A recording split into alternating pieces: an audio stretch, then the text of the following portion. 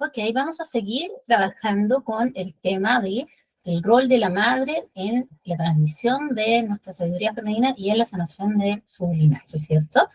Importante, entonces, habíamos hablado en el video anterior respecto de cómo se forma esta conexión madre-hijo desde la gestación, el nacimiento, el puerperio, los primeros meses de vida, cómo incide en la salud del hijo las emociones de la madre, las creencias de la madre, los conflictos del entorno familiar y la importancia de hacernos cargo de que nuestra primera sensación de la vida, la primera certeza, la primera noción del afecto, del cuidado, del cariño, de la protección, la brinda el arquetipo de la madre. Yo sé que como personas no somos arquetipos, somos personas con sus historias, con errores, con aciertos, con luces, con sombras. Entonces, claro, parece un poco injusto decir, oye, esto recae sobre la madre, pero es parte también de nuestro poder. Yo no lo quiero ver como una debilidad, lo quiero ver como un poder. La posibilidad que tenemos de sostener la vida, de gestar, de cuidar, de nutrir y de instalar en ese ser que está en crecimiento un sentido sano del merecimiento, de la autoestima, de la autovaloración, una sana conexión con el cuerpo, con el instinto, con la alimentación, con la sabiduría. Ese es nuestro trabajo. Si en algún momento del ejercicio de tu maternidad, ya sea si tienes hijos chiquititos, más grandes, o incluso si aún no decides o no quieres tener hijos, ¿cierto? Conviene hacerse esa pregunta, ¿no? ¿Qué es lo que estoy heredando? ¿Ya? Porque no es que seamos buenas o malas personas, simplemente tiene que ver con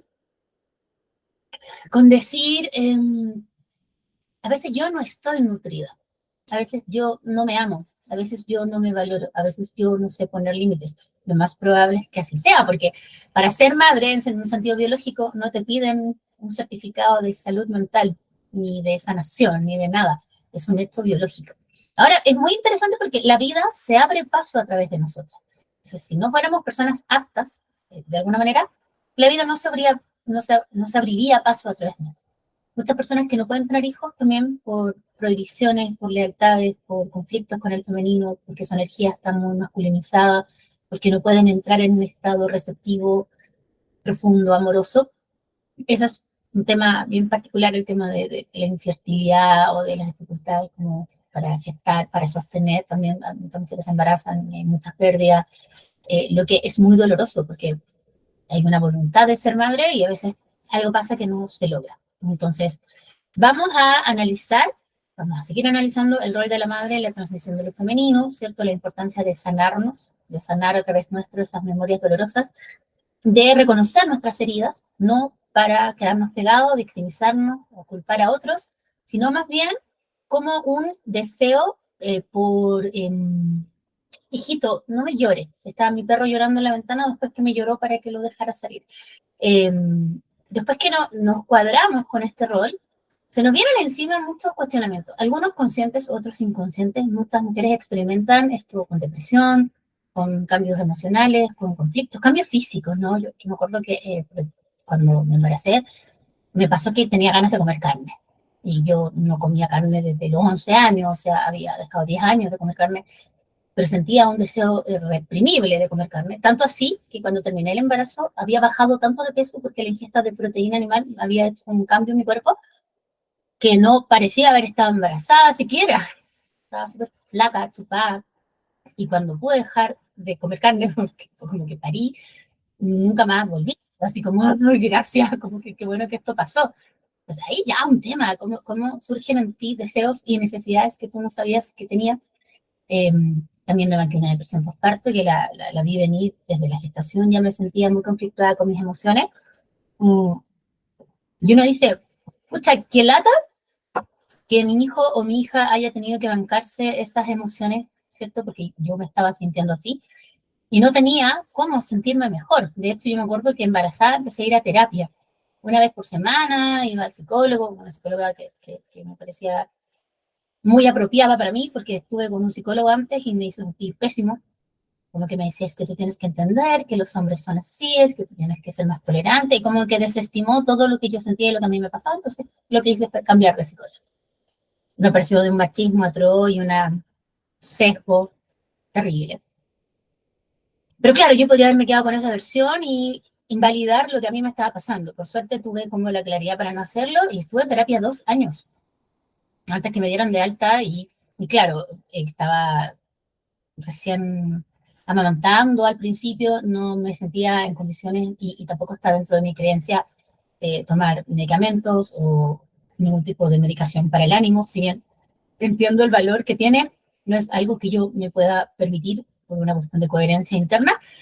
Entonces, claro, te lo bancas como sin anestesia y tiene un costo, pero se logra hacer el cambio. Y en esa época, parte de la sintomatología física, me acuerdo que se me caía el pelo. Entonces tú puedes decir, ya, estabas desnutrida. Sí, efectivamente el embarazo te quita nutrientes cuando tú no estás bien nutrida. Pero también hay un sentimiento, una cosa simbólica, ¿no? El pelo es como protección. Me acuerdo que tenía el pelo muy largo. Veo mis fotos de esa época y era largo. Entonces como que se te cae esta melena larga y te quedas como con unas mechas locas. También es muy simbólica, como sentimiento de desprotección, de falta de cobijo. Para quienes hemos sido madres, yo creo que también nos damos cuenta de cómo opera la transmisión madre-hija, como que si tenemos una madre al lado que nos apaña, si tenemos una buena relación con nuestra madre, a veces yo he visto muchos casos de mujeres que ni siquiera quieren que sus hijos conozcan a sus madres porque han tenido historias muy dolorosas y como que eh, cierran esa puerta y es una decisión respetable porque también hay maternidades muy tóxicas y relaciones muy con muchas heridas. De repente pasa, y también lo he escuchado en muchas mujeres, que sus hijos no les caen bien sus abuelas maternas. Como no manifiesta mucho interés por mi mamá.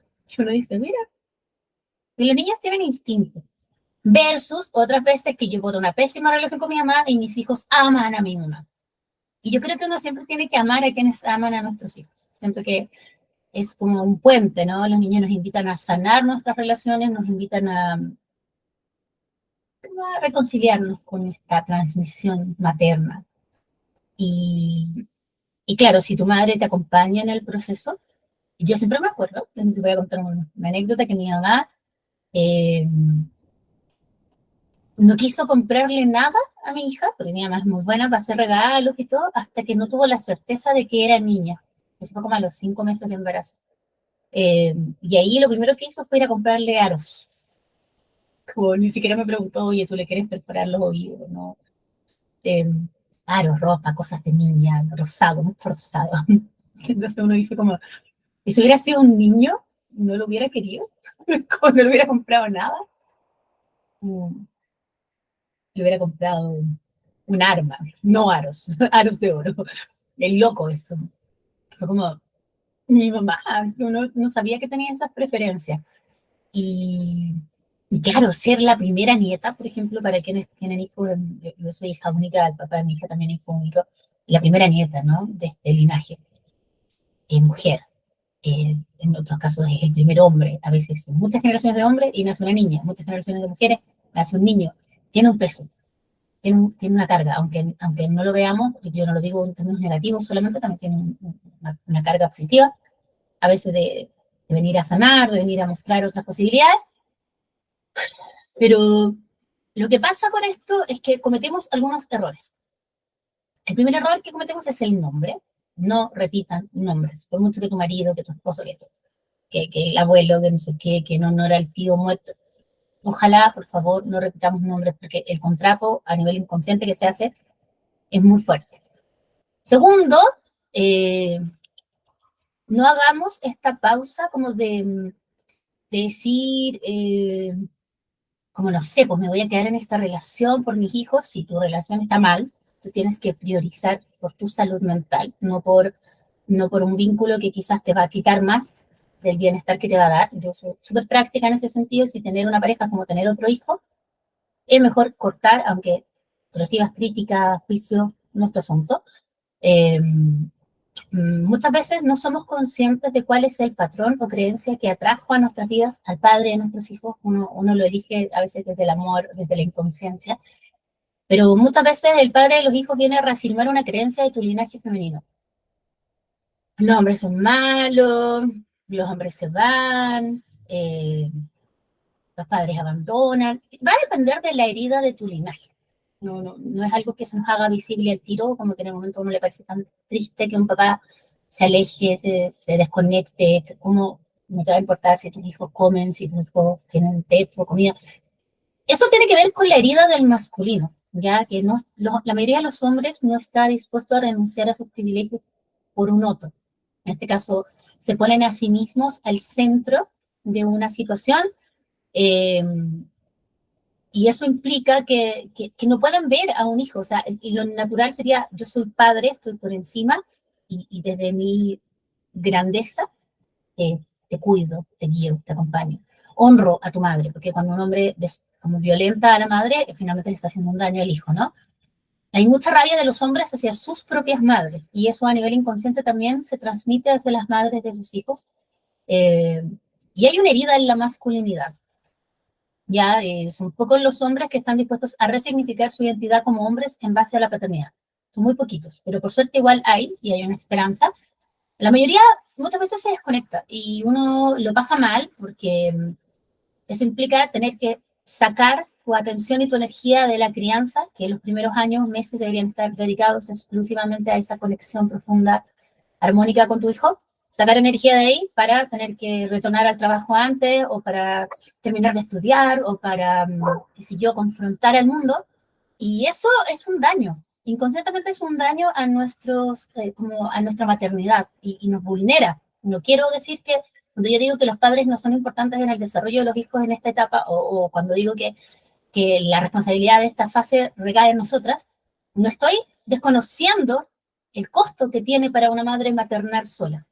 Pero también soy súper enfática en que si esa relación, o como lo quieras llamar, te está desnutriendo, muchas veces es preferible terminar esa relación, porque si no, normalizas también una dinámica donde tus hijos van a crecer viéndote desvalorizada, maltratada, sufriendo, como maternando al papá, a los hermanos. O sea, es un rol que se vuelve como un poco pesado. La maternidad también tiene una carga simbólica de cómo han vivido la maternidad tu mamá, tus ancestras, las mujeres de tu linaje, ¿cierto?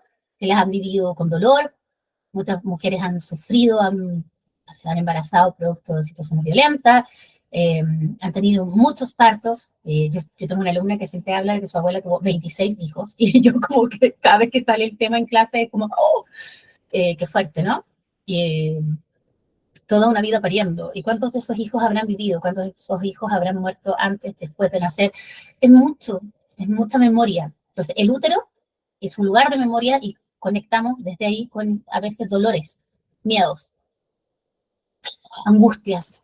Por eso hay tanto cambio también en el embarazo, no solo a nivel hormonal, ¿cierto? Que es natural ese movimiento hormonal, pero también es como que entráramos en un espacio doloroso porque hay una memoria dolorosa. Entonces podemos resignificar esa lealtad inconsciente hacia cómo vivieron la maternidad de nuestras ancestras. Porque no queremos tener problemas en la gestación y no queremos tener problemas en el parto, que son dos momentos muy críticos. Eh, es, Vamos a dejar entre paréntesis, no voy a hablar de esto ahora, pero lo voy a dejar enunciado, el tema de las enfermedades gestacionales en las madres. ¿Por qué desarrollaste una diabetes gestacional? ¿Por qué desarrollaste una eclampsia? ¿Por qué hubo un problema, si yo, en la placenta? ¿Por qué hubo malestares varios? Eso también tiene una explicación de cómo tu inconsciente entra en conflicto con lo que estás viviendo. Lo rechazo, no me siento cómoda asumiendo este rol. Yo no me siento dulce ni amable, no me reconozco de esa manera. Y a veces ya estoy viviendo el embarazo, entonces no hay nada que hacer, como que la enfermedad es un síntoma de un conflicto que está por debajo. Y entonces se hace difícil el proceso del embarazo, se hace difícil, muchas veces el parto tiene riesgos, ¿cierto? Pongamos ojo en esto, vamos a hablar, voy a hacer otro video, van surgiendo ideas de por qué no podemos parir, por qué necesitamos una cesárea, por qué no tuve contracciones, por qué tuvieron que inducirme el parto. O sea, ¿qué pasa con mi cuerpo que no se abre, ¿cierto?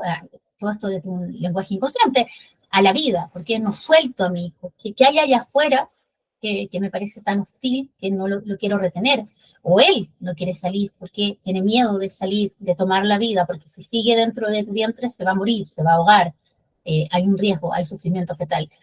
Y eso da para otro video, ¿no? Para el video de embarazos, enfermedades gestacionales y partos.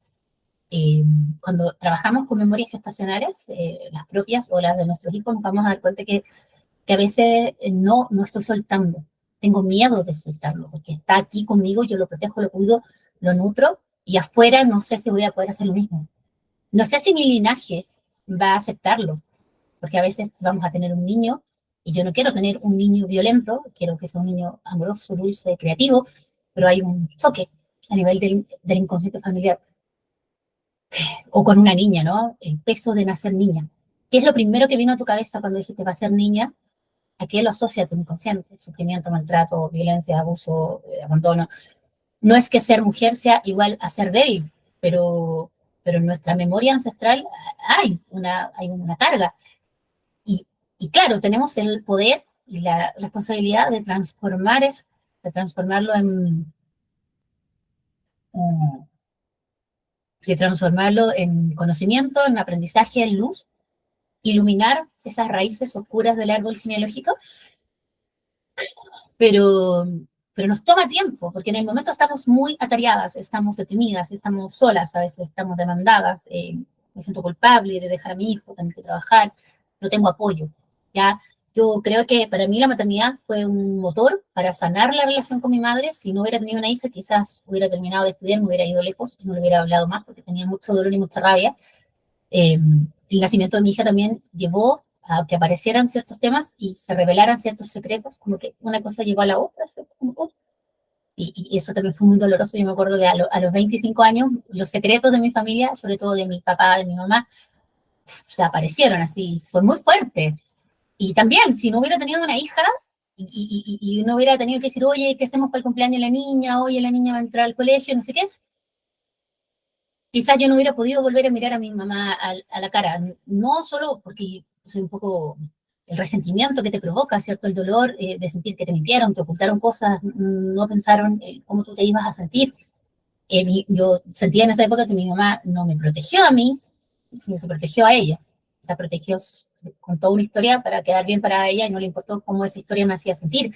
Todavía lo pienso y yo amo mucho a mi mamá, pero no estoy de acuerdo con que me haya mentido, porque me mintió durante mucho tiempo, me contó muchas historias, involucró a muchas personas, eh, pero no lo puedo cambiar tampoco, o sea, no voy a odiarla. Pero en ese momento lo que hizo la diferencia fue que ya tenía una hija. O sea, yo a los 20, mi hija tenía hace 4 años cuando estos secretos se destaparon y hubo un mes, fue un mes muy difícil donde yo no podía mirar a mi mamá a la cara. O sea, mi mamá me ayudaba con mi hija, yo me acuerdo que yo vivía sola, mi mamá me ayudaba en las tardes y también era muy bueno para ella porque ella se sentía muy necesaria, muy útil, eh, pero yo no podía verla. Era como que le hablaba, pero no quería, porque decía, cualquier cosa que me diga va a ser mentira. Y cualquier cosa que yo le diga me va a decir, ay, que eres exagerada, como minorizando mi dolor. Me daba rabia eso. Y necesité pasar por eso, y necesité también eh, limpiar mi corazón y entender mejor mi historia, y después, con el tiempo, uno va entendiendo muchas cosas, pero en ese momento solo tenía rabia. Esa rabia fue la que me llevó a los círculos de mujeres, como por descuido, como que una amiga me invitó y yo no quería llegar a mi casa y me fui con ella. Me llevó a la medicina de la luna, me llevó a la tradición chamánica, me llevó al campo, me llevó a conceptos que para mí nunca habían sido temas, como la sanación de útero, como las memorias transgeneracionales, como las ancestras, los ancestros, como las memorias, ¿cierto?, que están en nuestro cuerpo. Fue el comienzo de un camino, esa herida me abrió un camino, dejó esa herida, permitió que entrara la luz y se mostraran ciertas cosas. No sé cuál hubiera sido mi camino sin una hija, sin una maternidad, sin esta obligación de sanar, porque llegó un momento que era ya como, tengo que hacerlo, no puedo estar así tan mal, tengo que buscar ayuda, y se fueron abriendo caminos. Eh, pero yo debo reconocer que pasé gran parte de mi maternidad padeciéndola, sintiendo que era injusto tener que criar sola o tener que andar haciendo trámites para cobrar una pensión alimenticia. Me daba rabia, me sentía muy víctima. Eh, y efectivamente en algún momento sí fui víctima, sobre todo cuando me separé, sufrí mucha violencia psicológica, violencia económica, violencia vicaria. O sea, no desconozcamos las violencias, porque ese masculino tóxico, si bien tú lo elegiste desde el inconsciente como quieras, hace daño. Y eso te daña, te vulnera. O sea, yo viví con miedo mucho tiempo. Así, como tratando de mantener la compostura, pero ahí viene el tema, se me caía el pelo a mechones, bajaba de peso así como estaba en los huesos. lo que no es malo, pero no quiero bajar de peso de esa forma. Y claro, yo digo, uf, qué fuerte, ¿no? Qué fuerte porque ahora lo recuerdo, parece tan lejano, pero en ese momento yo sé la sensación de sobresalto con la que vivía. Me acuerdo, estas son intimidades, pero un momento que una vez, no sé, en una discusión, los vecinos llamaron a los pacos y los pacos me dijeron un comentario súper machista, así como, ay, este caballero, ¿dónde se lo consiguió? Así como usted lo elige con pinza. Bueno, no sé, tengo 22 años, yo no quiero justificarme, pero en ese momento tenía 22 años. Como, ¿qué quería? Que tome buenas decisiones. Como que, ¿por qué me culpáis a mí si tú no eliges un hombre consciente de que va a ser una mala persona, de que el día que tú decidas terminar esa relación te va a hacer la vida imposible? Yo me acuerdo que el papá de mi hija, en un momento, cuando mi hija tenía meses de vida y yo me separé de él y empecé a trabajar, me acuerdo, para poder sostener, terminar mi estudio y los fines de semana trabajaba y él se quedaba con su mamá, que eso es lo otro, los hombres delegan, ¿cierto? Vuelven a vivir con la mamá les cuida a los críos, ellos hacen su vida normal.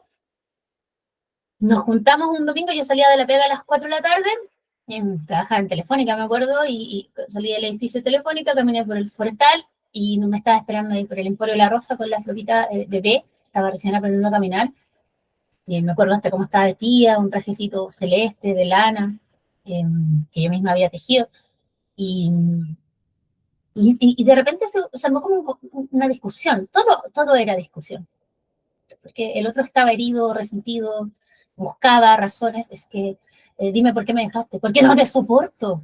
Te dejé porque la vida contigo era insufrible, no es que me guste otra persona, no es que quiera estar con otra persona.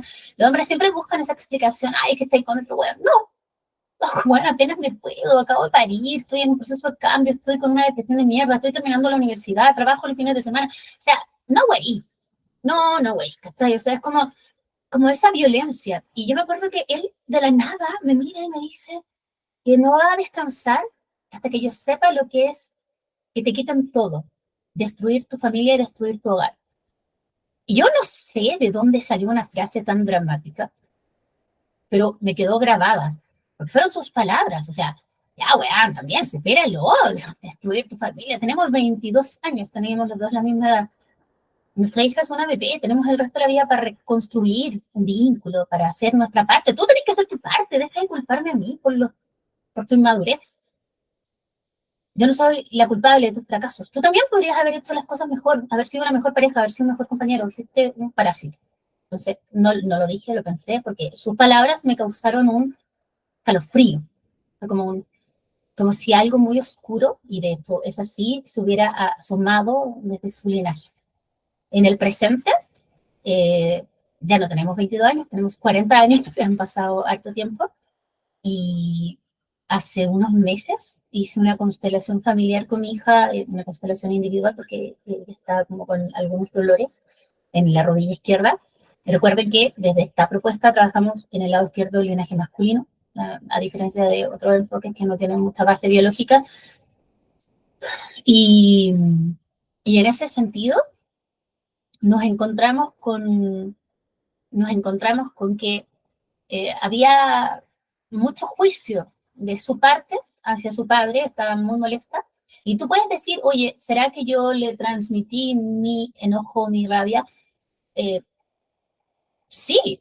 O sea, independiente que quizás uno no se siente hablarle mal de los padres a los hijos ven y observan y son testigos de la violencia, aunque uno les quiera pintar de color de rosa, no, es que el papá se enojó, no es que te pone a ti en una posición muy vulnerable y muy desvalorizada y tus hijas y tus hijos crecen viéndote como pobrecita. No tienes que sentir que tu mamá es pobrecita. Yo no soy una superheroína ni soy a prueba de todo, pero en el momento que yo aprendí a poner límites, mi vida cambió. En el momento que yo dije, este es mi territorio, tú no vas a volver a cruzar mi puerta, ni me vas a gritar, ni me vas a insultar, ni me vas a robar, porque yo pasé por todas esas fases. Ni vas a revisar mi basura, ni vas a oler mi ropa. Les estoy hablando de formas de violencia bien explícitas, que da como hasta un poco de asco decirlo. Mi vida cambió, pero la respuesta del otro no fue decir, tienes razón, voy a respetar tus límites. La respuesta del otro fue más violencia. Y te tiró el sistema judicial encima, y me tiró a sus papás encima, y empezó a ejercer control con las locas, que digamos que tantas locas, o sea, ¿quién vive con 100.000 pesos? Nadie. Y Y escuchar a una persona con la que tú gestaste un hijo mentir, manipular, hablar mal de ti, que a mí no me importa lo que digan de mí, porque lo que habla de mí es quién cuida a mi hija, quién sostiene mi hogar, quién vela porque tenga una buena salud, educación, sea una persona educada, responsable, sensible, amorosa, quién la lleva a natación, a arte, a esto, a lo otro. No es el papá. Y a la gente le encanta opinar, ¿no? Como que si yo llego a salir un fin de semana, años atrás, ahora ya no, pero años atrás yo llegaba a salir, oye, ¿tu hija dónde la dejaste? ¿Qué chucha te importa?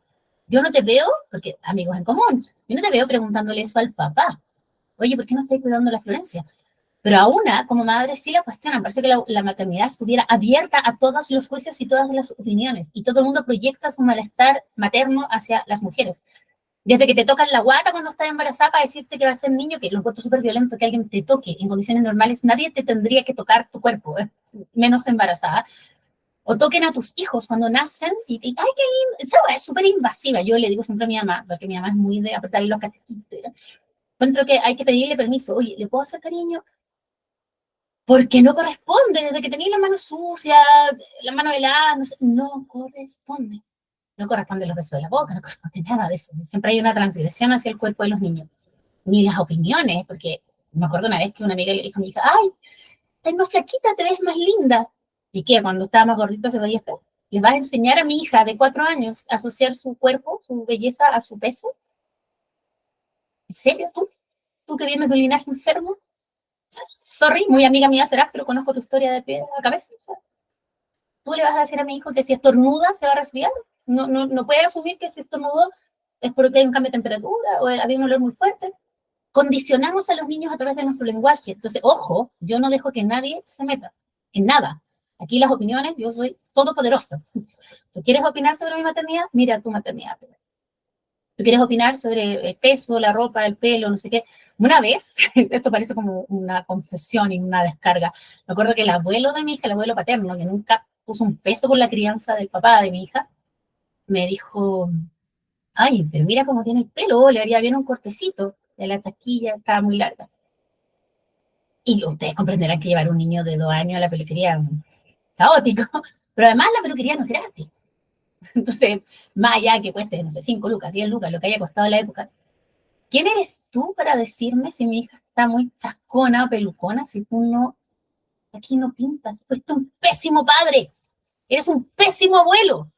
Ese hombre que les digo que el abuelo paterno de mi hija se ofendió porque su hija, él tiene una hija, que el papá de mi hija es mayor, después tiene una hija, que de hecho físicamente se parece mucho a la Florencia, no lo invitó a su matrimonio, invitó a su padrastro, el que la crió, fue su padrino, ¿cierto? El que la llevó al altar, y él ofendido, porque no puede ser que la Paloma no me haya invitado a su matrimonio. Pero si tú no eres su padre, nunca hiciste nada por ella. ¿Cachai? Entonces, ese tipo de cosas son muy duras. Voy a hacer una pequeña pausa para que este perro se baje. Entonces, te fijas que son tonteras, incoherencias. ¿Por qué me reclamas a mí por el corte de pelo de mi hija? Dile a tu hijo que trabaje, dile a tu hijo que pague la pensión, dile a tu hijo que la venga a buscar el fin de semana cuando le toca. No me cuestiones a mí nadie me puede cuestionar. Sorry, ni al Ministerio de Salud. Yo misma me puedo cuestionar. ¿Saben quién me puede cuestionar? Solo 2 personas en este mundo pueden cuestionar mi maternidad. Mi mamá, que tenemos nuestras heridas, pero mi mamá siempre va a querer lo mejor para mi hija. Entonces, si mi mamá me dice, hija, yo creo que está siendo muy dura, yo la escucho. Porque ella ama a la Flor, me ama a mí. Hemos logrado construir un vínculo bonito. Y la persona que me puede cuestionar absolutamente es mi hija. O sea, más allá de que yo he hecho lo mejor que he podido con lo que he tenido, yo soy una persona con muchos dones. Entonces, tengo que hacerlo muy bien porque a mí la vida me ha ofrendado muchos dones y me ha dado muchas oportunidades y ha puesto mucha gente buena en mi camino. Entonces, si el día de mañana mi hija me dice, mamá, es que cuando yo tenía 10 años tú trabajabas todo el día, sí, hija, yo trabajaba todo el día. Trabajaba todo el día para poder llevarte a clases de natación, de patinaje, para poder comprarte las mejores cosas, porque yo creía que eso era mejor. Quizá eh, necesitabas más mi presencia y no tanta plata de trabajo. De verdad, los hijos nos pueden reprochar cosas y uno tendrá sus argumentos, pero en realidad hay un trabajo. Es un trabajo construir un vínculo amoroso, consciente, profundo, cercano, ni muy encima, ni muy lejos, darle seguridad, raíz, pertenencia. ¿Cómo le doy eso a un hijo si yo no lo tengo conquistado para mí? Entonces, por eso el trabajo de sanación es tan importante. ¿Se fijan? Es como, ¿de dónde van a salir esas cosas? Mágicamente las voy a descargar de una nube. No, y cuesta mucho cuando uno trabaja con mujeres adultas que tienen heridas con sus madres y uno, por ejemplo, los constela o trabajamos a veces sanación de útero, una sanación ancestral, memorias gestacionales, lo que sea que tú elijas. Y les cuesta ver a sus mamás como niñas heridas, como mujeres carentes, como mujeres violentadas, como mujeres endurecidas, desconectadas. Uno siempre cree que la mamá hubiera podido hacerlo mejor. Es una ficción infantil. Les quiero hablar ahora desde la versión de los hijos también, ¿no? Uno siempre cree, pero no es verdad. Tu mamá hizo lo mejor que pudo con lo que tenía. Ahora, la pregunta para ti, que estás maternando, que quizás estás recién separada, sola, que estás intentando una nueva relación, que terminaste de estudiar o quieres estudiar, porque vamos a hablar del sabotaje de las madres. Eh, ¿Estás haciendo lo mejor que puedes con lo que tienes? Si tu respuesta es sí, la conversación se acaba. La respuesta es no, no, mira, me da lata, me estoy diciendo la loca, es que no me alcanza la luca, es que iba a ir, pero me fui a hacer las uñas, las pestañas. La terapia cuesta, hay un costo, si no, no, es un privilegio, lo es, pero funciona, es maravilloso el resultado. Les ponía el ejemplo, antes de olvidarme, a los papás también aplica, ¿no? Mi papá hizo lo mejor que pudo con lo que tenía. Después de estas amenazas que fueron como al año de vida de mi hija, y que voy a destruirte a ti, tu hogar y todo lo que has construido, no esas fueron sus palabras, aquí estoy, mírame. Mientras que tú, hombrecito, que no te puedo ver como un igual, aunque somos iguales en jerarquía, ¿no? Somos padre y madre, ¿no? Ni uno por encima del otro, en el corazón de nuestros hijos, ellos tienen que poder abrazar al papá y a la mamá por igual. Pero aquí viene el problema, ¿no? A mí mi hija me va a ver como una mujer fabulosa, brillante, divertida, presente. ¿Y cómo te va a ver a ti? Una persona que miente, que evade, que no trabaja, que es violento, que tiene arranques de infantiles. Entonces, le cuesta a los hijos tomarnos por igual. En el caso de mi hija, eso se somatizó en la rodilla izquierda. Se le empezó a salir la rodilla. En contexto muy absurdo, así, no haciendo deporte ni esfuerzo físico, no bajando una escalera, subiéndose a un juego, movimientos muy sutiles, con un dolor terrible. Claro, desde el enfoque médico te dicen, no, mira, es que los tendones, que hiperlaxas, que no sé qué, pero tiene que tener cuidado, si le pasa esto, tienes que traerla. Pero la última vez casi se cayó por la escalera del metro, que es una escalera larga, y yo dije, no, ya, esta voy a hay que trabajarla. Y lo constelamos, ya yo me especializo en temas de salud también, o sea, cómo se representa la herencia ancestral en el cuerpo, y, y para ella fue súper fuerte ver que en su sentir, a mí me veía así, gigante, como soy, inmensa, y a su papá lo veía muy pequeño. Entonces, a mí como mamá, y consteladora, porque uno se disocia un poco del rol, decirle, visualízanos a ambos del mismo tamaño. O elige una figura del mismo tamaño, si estuviéramos trabajando con famores, ¿no? O con personas. Y no pienses que yo me voy a sentir mal porque no me dejas ese lugar principal, porque yo sé quién soy, ¿ya? Y yo como madre voy a ser siempre lo que soy, pero yo no soy tu papá, no puedo ser padre y madre, solo soy tu mamá. Y cuando ella pudo equilibrarlo, y trabajamos el tema del juicio, ¿no? Ella está enojada con su papá. ¿Cuánto de eso tiene que ver con cosas que yo he dicho, o mi mamá ha dicho, mi mamá es la persona más crítica, aunque a mi mamá yo se lo permito? No que hable mal del papá de mi hija, sino que diga, un weón, igual, no está mintiendo, ¿no? A las mamás uno les permite muchas cosas, y a veces dicen verdades dolorosas. Y porque a ella le duele, o sea, a una abuela le duele que el papá no le regale nada a su hija cuando cumple 18 años, que no esté ahí el primer día de clases, que no esté preocupado de cómo se va a pagar la universidad. ¿Te das cuenta el egoísmo? ¿Te das cuenta la indolencia? Eso no habla de un masculino sano, y no es que uno le hable mal a los hijos, porque uno no quiere dañarlos. Que mira, tu papá no te quiere, anda con otra, tiene otros hijos. No, Uno no hace eso, pero se nota. Entonces, pasamos por todas las etapas en que no la llegáis a buscar el domingo en la mañana porque estáis con caña, la etapa donde la vienes a buscar y te la llevas a un carrete y termináis curado exponiéndola. Entonces, una tiene que empezar a decir, mejor que no se la lleve porque va a estar conduciendo curado. O sea, ese nivel de inconsciencia, ¿no? No te la lleves porque te la vas a... Tú no tienes casa. Ese es el problema. A mí me cuesta mucho ver al papá de mi hija como un adulto funcional porque no lo es.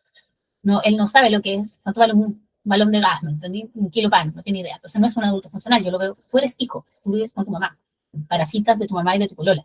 No eres un adulto funcional, tú no eres igual a mí. Eso es mi pensamiento. Pero en el corazón de mi hija, ella tiene que poder vernos del mismo tamaño. Es difícil, difícil, porque yo lo digo, lo hago, pero difícil.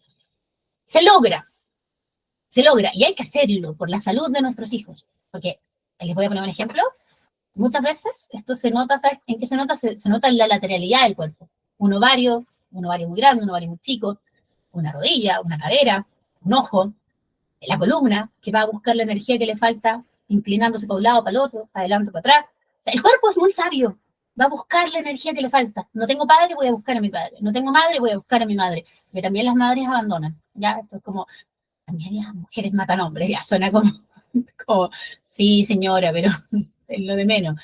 También hay madres que abandonan. Los pocos hombres con los que trabajo son padres de niños abandonados por sus madres. Y eso les ha movido la conciencia.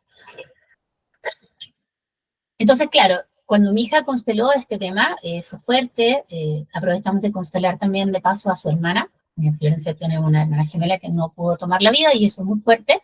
Era el momento para hacerlo porque esa lealtad hacia su hermana muerta, con la cual compartió el útero los últimos 4 o 5 meses de gestación, porque esto pasó cuando yo tenía como 4 meses y medio de embarazo, y esa presencia estuvo ahí el resto del embarazo, y mi hija no quería nacer, y hubo que inducir el parto, y hubo sufrimiento fetal, y nació casi muerta.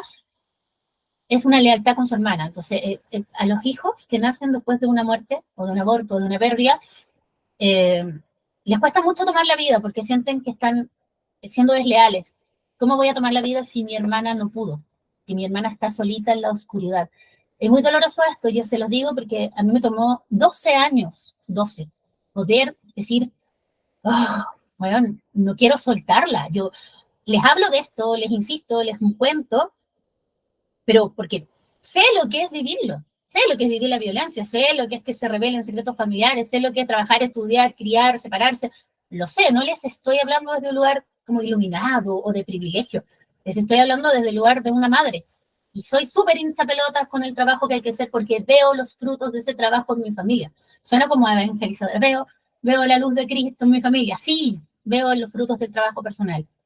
Como una alumna me agarra para el huevo, siempre dice, bueno, usted tiene un minuto para hablar de sanación ancestral. Sí, yo soy la que evangeliza con estas cosas. Lo reconozco y no me hace ruido. Entonces, trabajamos a su hermana. Fue muy fuerte, muy conmovedor ver a mis dos hijas juntas en una constelación. La segunda vez que lo hice, yo creo como con 5 años de diferencia. La primera vez sí, la Flor no estaba presente, lo trabajé yo como mamá, los puse en la constelación presencial a través de representantes. La segunda vez lo trabajamos de manera individual y ella estuvo ahí. Y fue fuerte, pero fue necesario porque esa pena, esa lealtad, esa pulsión de muerte en la adolescencia se puede traducir en depresión, en conductas autodestructivas, en tentativas de suicidio, en sentir que no merezco la vida. Entonces, tú no quieres que tu hijo se sienta así, yo no quiero que mi hija se sienta así. Sobre todo porque mi otra hija también es mi hija, o sea, es como liberarla, darle su lugar, ponerle su nombre. Ella me decía, mi hermana no sabe cómo se llama. Y dile, cuéntale que se llama Victoria de la Torre Lagos y también es una princesa.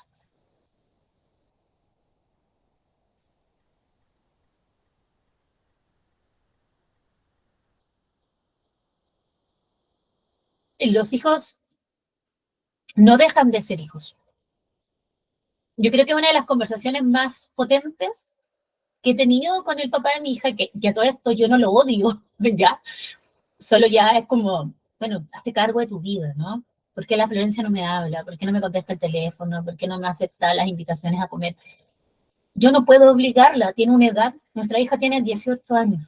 Nuestra hija nacida tiene 18 años. No la puedo obligar a verte, no la puedo obligar a juntarse contigo, no la puedo... Cuando cumplió 15, armé un almuerzo en un restaurante, supuestamente la invitación la hacía el papá y terminé pagando yo. Entonces como que dije nunca más. Y cuando hablamos de esto, cuando la niña tenía 12 años, fue como... Eh, Victoria era la mayor, era la más grande. Es muy difícil distinguir eso en gemelas, ¿no? Pero uno lo sabe, uno lo siente y no pudo tomar la vida. Ahora, esto se los dejo como dato para quienes hayan perdido a su hijo mayor o primogénito. La fuerza de vida de un hijo primogénito mayor, el primero, se toma del papá, porque el hijo mayor es una proyección del padre en el mundo, de su fuerza. Y cuando los padres son débiles, cuando los padres no tienen fuerza, cuando los padres son infantiles, muchas veces los hijos no nacen, no pueden aferrarse a la vida porque saben que no hay esa fuerza para sostenerlo.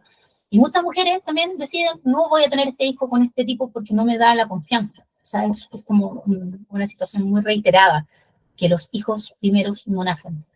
Pero hay que contabilizarlos. A mí me da pena decir, bueno, tengo una hija nacida de 18 años, tengo una hija no nacida, que es mi hija también. Y compartieron el útero y tienen una lealtad importante y hay que reconocerla y honrarla. Eh, es fuerte eso. Pero yo me acuerdo que un momento de lucidez de Panto fue decirme, porque él entiende de estas cosas, teóricamente me dijo, fue porque no pudo tomar mi fuerza. Nunca más hablamos de este tema, pero me dijo, fue porque no pudo tomar mi fuerza. Y yo me quedé callada, pero sí, no pudo tomar la vida porque no pudo tomar tu fuerza. Y la flor pudo tomar la vida porque tenía mi fuerza. El hijo segundo es un espejo de la madre, es una proyección de la madre. ¿Ya? Y por eso a veces hay mucho dolor, muchas heridas, mucha afinidad, mucho trabajo por sanar. Eh, Cuando cancelamos esto hace unos meses, hubo un momento heavy en que tenía como 10 llamadas perdidas y unos correos que no había revisado. Y era el padre de la hija para decirme que se había puesto al día con una deuda muy grande que tenía, que fue un chiste porque esa deuda era una cantidad de dinero importante, pero que yo ya, por temas de salud, de gastos, de deuda, ya terminé, creo que la terminé, se me fue la plata, así, pero pagué todo lo que debía. Y fue útil, ¿no? Porque finalmente esa deuda es mi plata. Lo que tú debes en el juzgado, en la cuenta bancaria, no sé, es mi plata, es plata que yo pongo de mi bolsillo todos los meses para suplir lo que tú no pones. Entonces, esa deuda no la tienes con los hijos, la tienes conmigo. Yo pongo la diferencia. Págame, pues, ¿cachai? Y dejen los juzgados de poner tanta traba para cobrarle a las ASPs que andan cuidando a las empresas y a los privados y tienen que velar porque las madres y los hijos no seamos víctimas de violencia económica. Mm, a propósito,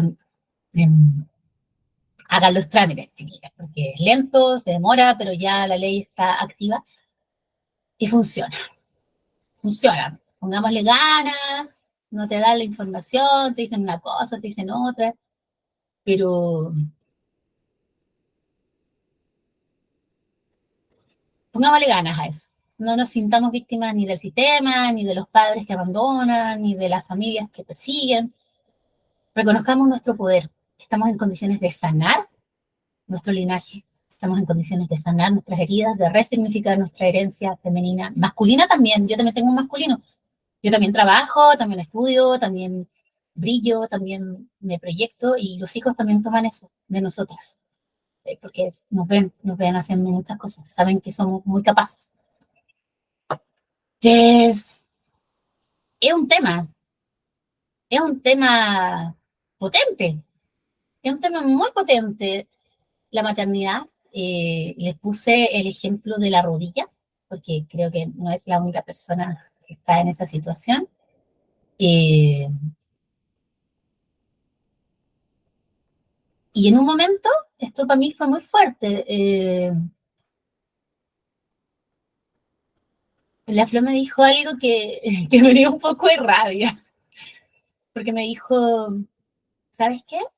Mi papá no sabe cómo ser papá. Fue algo que nació de la constelación. Y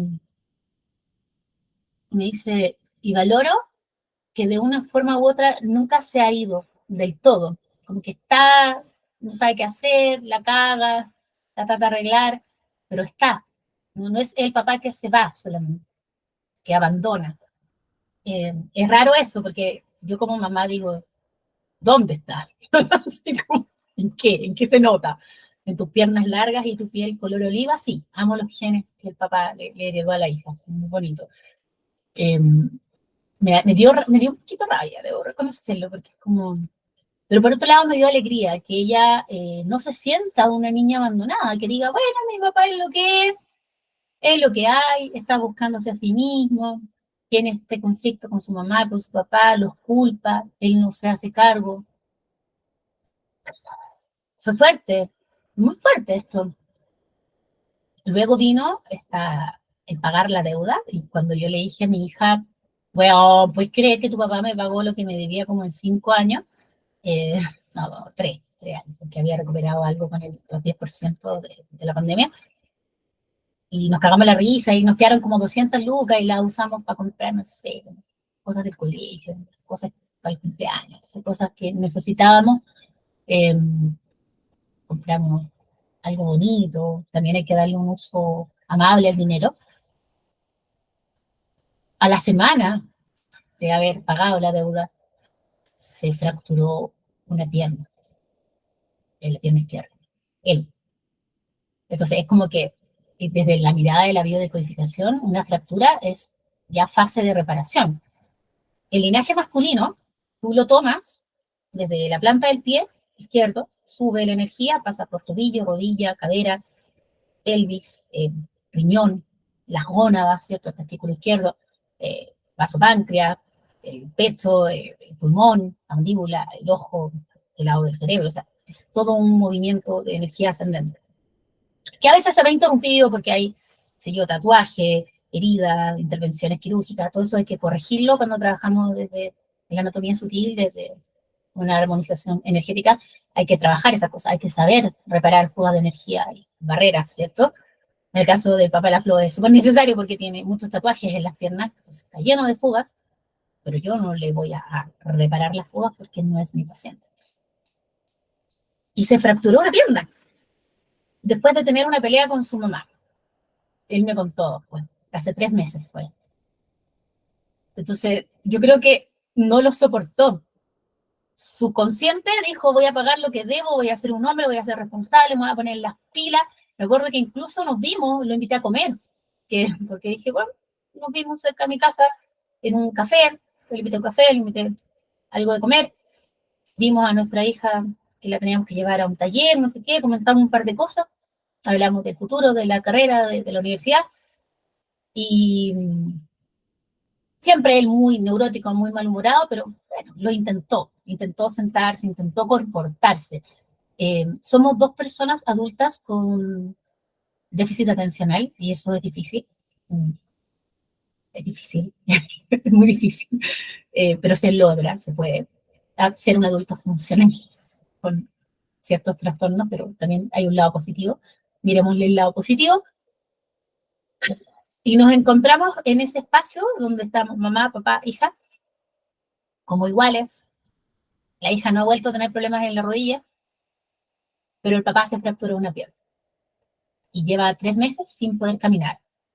No me alegro, aunque en su momento le dije, es el karma, se lo dije en broma, pero no, es broma si quieres, si no quieres también es broma. Eh, Aquí quiero ir con esto. ¿Cómo estos movimientos de conciencia generan, no hacemos las cosas buscando un resultado? Ya no voy a cancelar a mi hija para que el padre me pague la deuda. No, no estaba en mi mente. Era para aliviar el malestar de la rodilla de mi hija, que se le sale, que no puede tomarnos a los dos por igual. Pero tuvo una consecuencia, se movió algo. Y, y en el inconsciente algo no lo resistió y ¡pua! Fractura. No puedo caminar, no me puedo mover, dependo 100% de mi madre, de mi pareja, mujeres a las que no soporto, mujeres a las que odio, mujeres con las que soy extremadamente violento, ahora tienen que cuidarme y yo estoy padeciendo el costo de no ser un hombre responsable, autónomo, autosuficiente. estoy en la posición que me acomoda. Niño, dependiente, inválido. Porque es fuerte, ¿eh? Yo siempre digo que las medidas de apremio, el juzgado de familia, que no sirve para nada. Recién, ahora que estaba hablando con usted, me llegó en la típica resolución que me llega todos los meses de que don Francisco de la Torre acaba de ser ingresado al Registro Nacional de Deudores de Pensiones de Alimentos según los siguientes datos, se adeuda no sé cuántas UTM, la. ¿Para qué tú te me sirve a mí eso? No lo sé. ¿A quién le sirve? ¿Le van a pedir eso cuando vaya a buscar trabajo? Si no le trabaja un día a nadie. No lo sé. Pero lo veo simbólico. No puedes salir del país, no puedes conducir, no puedes tener acceso a tu cuenta bancaria. Es como que este símbolo, ¿no? No sé si sirve para algo todo esto. Las medidas de apremio, la orden de arresto que no se cumple, que investigaciones tiene 60 días, que no, pero finalmente eres un interdicto porque te portas como un cabro chico irresponsable. ¿Cómo te trata la ley? Como un cabro chico irresponsable. Te congelo las cuentas del banco, te saco aunque el otro día hablaba con una funcionaria y me decía que se tenía que cobrar cada peso para llegar al paso 3 de la ley que te permite cobrar las deudas de pensión en la AFP, en los fondos de pensión. El paso 2 implica revisar el patrimonio bancario, créditos y cosas por el estilo, y que me decía que había que cobrar cada peso porque la ley lo exigía. Entonces, que lo mínimo que habían cobrado de una cuenta eran 53 pesos. Su cuenta tenía 9 lucas. 9 lucas. La Flo me dijo para cargar la vida. Mira, es optimista la hija. O sea, ¿no le deseamos mal a los padres de nuestras hijas? No, no. Pero mira lo que está pasando, ¿no? No puedes caminar, eres dependiente, no puedes sostenerte por ti mismo. Estamos hablando de un tipo de 2 metros que tiene el tobillo fracturado en 3 partes. El tobillo que es el que nos permite pisar, tomar, dar el paso siguiente.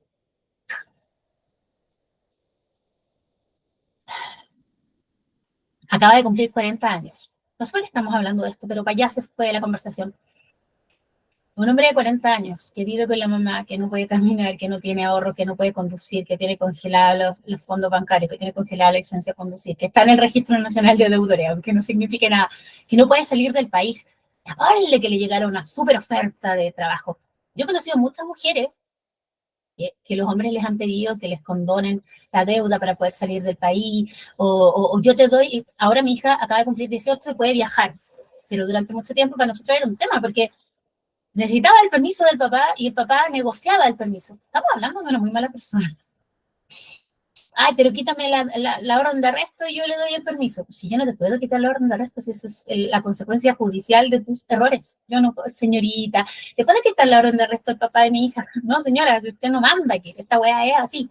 No es una decisión.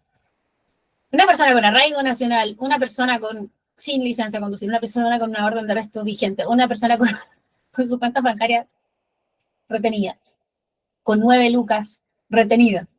Una persona que no puede tener impuestos internos porque se lo sacan, una persona que tiene que poner su empresa a nombre de su pareja para que no se sepa que tiene un patrimonio. Estamos hablando de muy feo ser humano, ¿saben? Pero yo no lo odio. Estás viviendo las consecuencias de tus actos. ¿Por qué la Florencia no me contesta el teléfono? Pregúntale a ella. ¿Es que tú crees que quiere almorzar conmigo? Pregúntale a ella. Yo no soy tu amiga. Yo lo intenté durante años. En la misma época que me decías que no ibas a descansar hasta destruirme. No soy tu amiga, yo soy la madre de tu hija. Y soy una excelente madre. Y soy una luchadora incansable. Y he trabajado día tras día por la sanación de mi linaje, de mi familia, de mi herencia. Te honro porque eres el padre de mi hija. Que la veo y te veo. Hay un parecido físico importante. Pero hasta ahí llega. Compórtate como un adulto a la altura. Justo ahora que vienen tantos procesos de estudio, de cambio, ¿no? Compórtate como un adulto a la altura. Tú que tanto criticabas a tu papá, que era un vago, un alcohólico, un mujeriego, ¿y qué estás haciendo? ¿Estás haciendo mejor que él? No, porque te quedaste en tu herida, en tu víctima, y no te transformaste en un hombre grande, consciente. Eso le pasa a muchos hombres. Entonces se fijan que el trabajo de sanación y de reparación es algo que nos pasa a través de la vida.